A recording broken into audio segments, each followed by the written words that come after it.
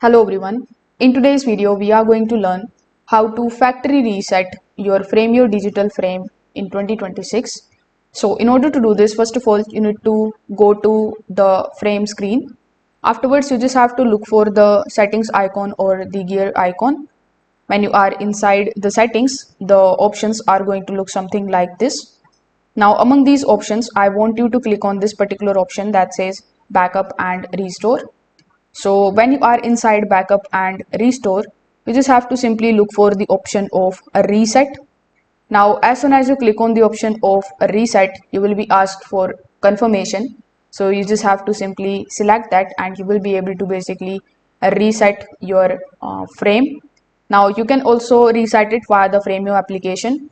For that, you just have to simply open your Frameo app. Now inside it, simply go to your account section. Then when you go to your account section, simply look for the option of account management. Now inside account management, you are going to see the option of delete. So when you tap on the delete account option, you just have to basically confirm it and you will be able to remove your account or delete the data permanently.